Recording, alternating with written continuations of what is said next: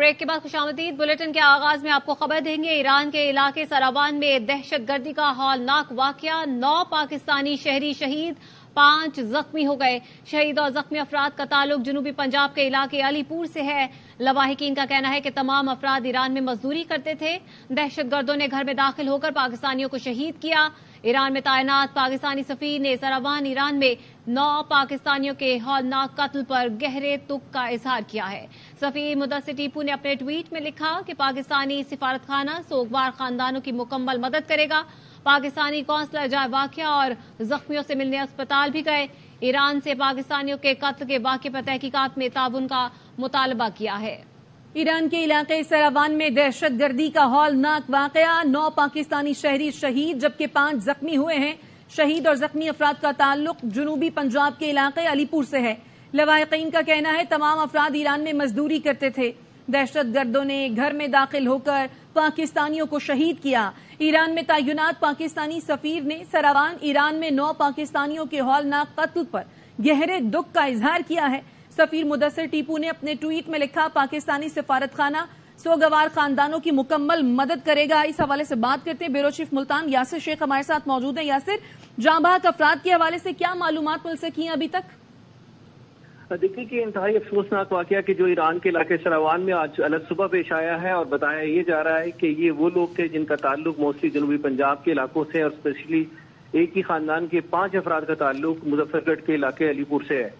जो अपडेट मिली है लवाहिकीन की जानिब से कि ये गुज़श्ता कई बरसों से ईरान के इलाके के अंदर मुख्तलिफ किस्म नौयत की मजदूरियां करते थे और आज जो है अलग सुबह जब ये अपने घर में सरावान के अंदर एक वाकई घर में सोए हुए थे तो मुसल्लह दहशतगर्द अंदर दाखिल हुए और उन्हें बाकायदा पाकिस्तान की आइडेंटिफिकेशन का मालूम किया कि आप लोगों में से पाकिस्तानी कौन है।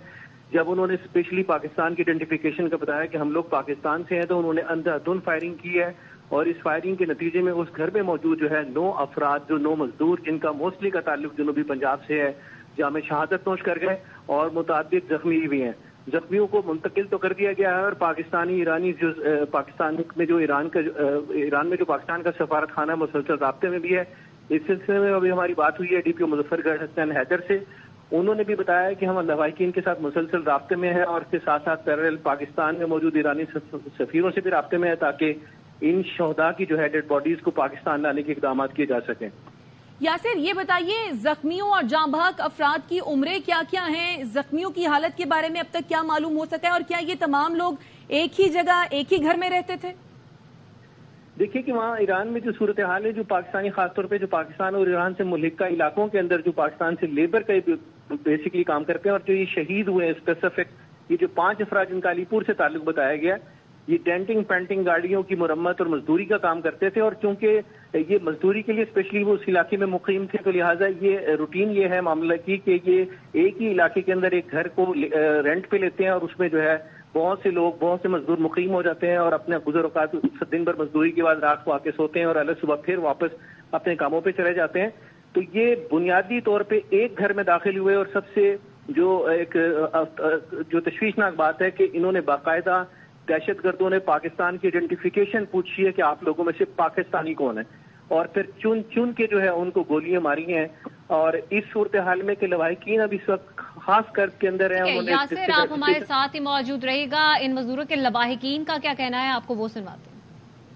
हमारे बेटे जो हैं 8-10 साल से ईरान में ठहरे हुए थे और काम कर रहे। मेहरबानी करके हम हुकूमत पाकिस्तान से सारी अपील है, 2 शहीद हो गए और 1 जख्मी है। हुकूमत पाकिस्तान से अपील है सारी डेड बॉडी मेहरबानी करके मिली वजे।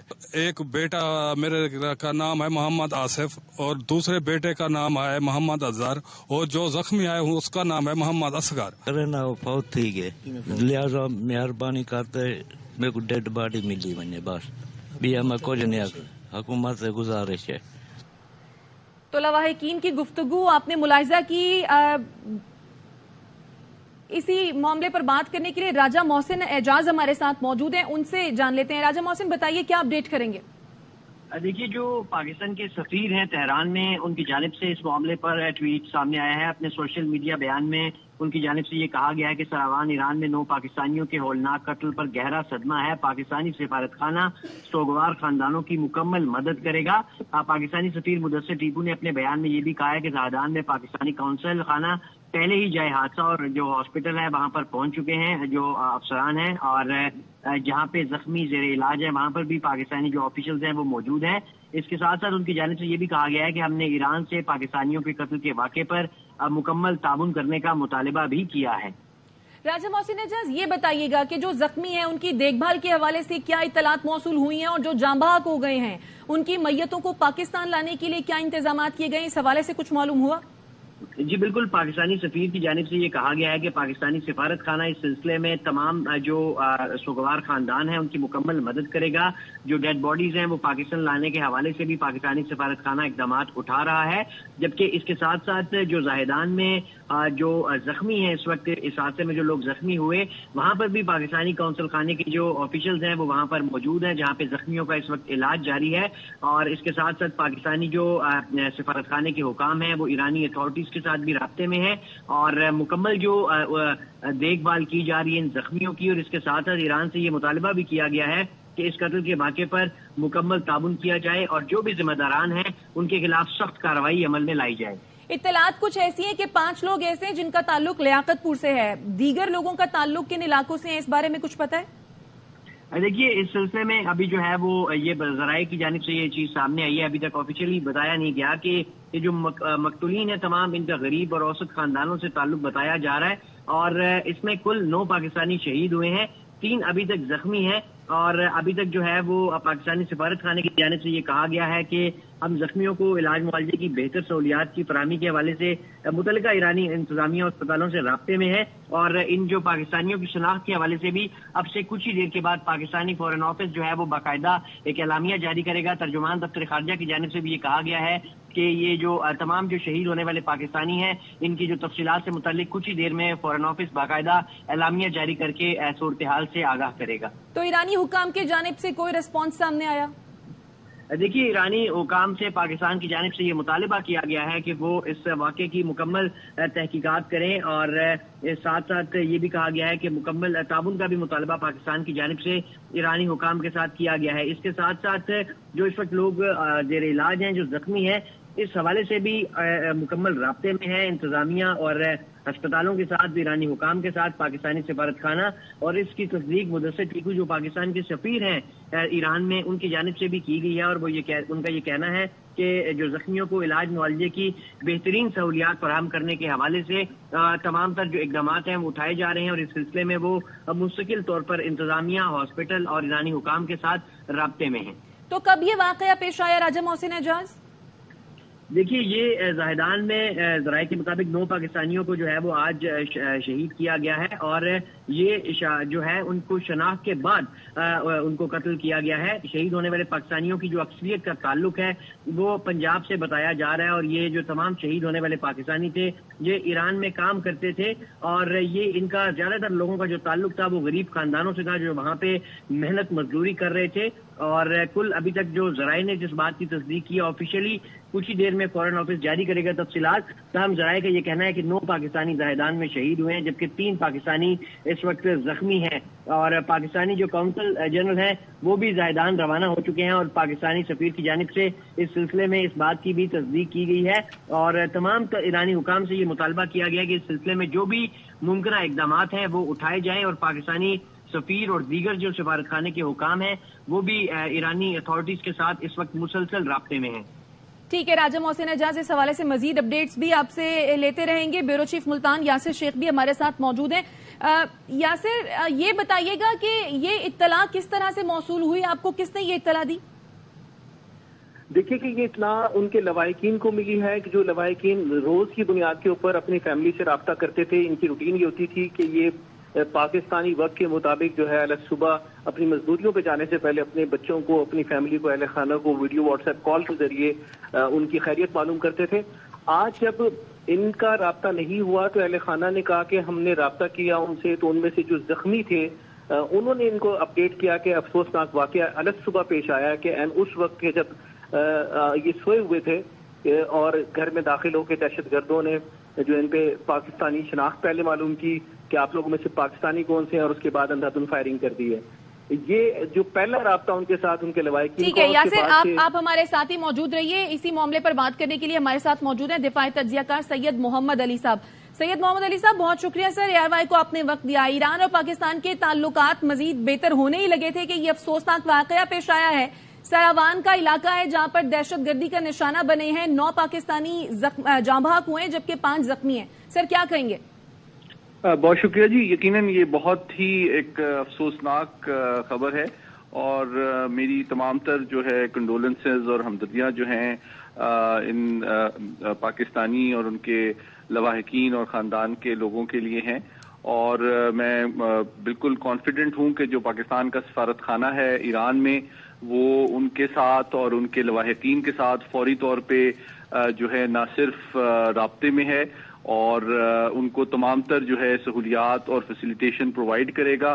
اور اس معاملے کی پوری طرح اعلیٰ ترین سطح پہ ایران سے یہ ڈیمانڈ کی جائے گی کہ وہ انویسٹیگیشن کی جائے اور جو لوگ اس میں ملوث ہیں ان کو قرار واقعی اور فوری طور پہ اس کی سزا بھی دی جائے.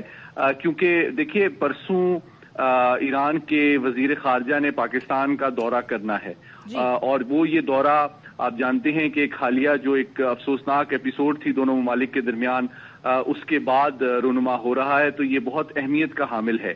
تو آپ دیکھیں کہ ایران کے وزیر خارجہ کے دورے سے 2 دن پہلے اس قسم کی جو کارروائی ہے وہ اس بات کا ثبوت ہے کہ اس کے پیچھے وہ لوگ اور وہ طاقتیں ملوث ہیں جو کہ نہیں چاہتی کہ ایران اور پاکستان کے درمیان تعلقات بہتر ہوں. بالکل آپ ٹھیک کہہ رہے ہیں سید محمد علی صاحب. 29 جنوری کو وزیر خارجہ جو ایران کے ہیں انہوں نے پاکستان کا دورہ کرنا تھا. آج ہمارے سفیر وہاں پہنچے ہیں، کل ان کے سفیر نے یہاں آ جانا تھا. ایسے میں یہ دہشت گردی کا واقعہ سر آپ کے خیال میں کون سے عناصر ملوث ہو سکتے ہیں اس میں، اور کیا جو بھارتی اقدامات ہیں ان کو بھی جو ہے وہ ملحوظ خاطر رکھا جانا چاہیے پھر؟ جی بالکل، میں تو سمجھتا ہوں کہ اس میں کوئی دو نہیں ہونی چاہیے. کیونکہ آپ دیکھیں کہ جب پاکستان اور ایران کے درمیان بھی کشیدگی پیدا ہوئی تو آپ نے دیکھا کہ بھارتی سرکاری بیان ان کے دفتر خارجہ اور ان کے میڈیا میں بہت زیادہ جو ہے وہ خوشی منائی جا رہی تھی اور بھرپور کوشش کی جا رہی تھی کہ پاکستان اور ایران کے تعلقات کو مزید نقصان پہنچایا جائے. لیکن جب دونوں ممالک کی جانب سے انتہائی ذمہ داری اور دانشمندی کا مظاہرہ کرتے ہوئے تعلقات کو مزید خراب ہونے سے بچایا گیا اور ہمارے وزیر خارجہ نے بہت اپنا ڈائریکٹلی جو ہے وہ انگیج کر کے ایران کے وزیر خارجہ کو انوائٹ کیا تاکہ اس طرح کی غلط فہمیاں دور بھی کی جائیں اور یہ انشور کیا جائے کہ دونوں ممالک کے تعلقات خیر سگالی کی بنیاد پر دونوں کی ایک دوسرے کی سلامتی کے مفادات کے احترام کے تحت آگے بڑھائے جا سکیں. تو یقیناً دیکھیں یہ حملہ جو ہے 48 گھنٹے پہلے ہوا ہے ایران کے وزیر خارجہ کے پاکستان کے دورے سے پہلے. تو یقیناً میں 3 اعتبار سے 3 میسیجز دینا چاہوں گا آپ کے توسط سے. پہلی بات یہ ہے کہ میں ایران کی حکومت سے یہ مطالبہ کرتا ہوں کہ فوری طور پر اس کی انویسٹیگیشن کی جائے. جو لوگ اس میں ملوث ہیں ان کو فوری طور پہ گرفتار کر کے قرار واقعی سزا دی جائے. اور نمبر 2 کہ پاکستان کی جو سفارت خانہ ہے وہ بھرپور امداد اور سپورٹ اور قانونی مدد پرووائڈ کرے ان کے لواحقین کو.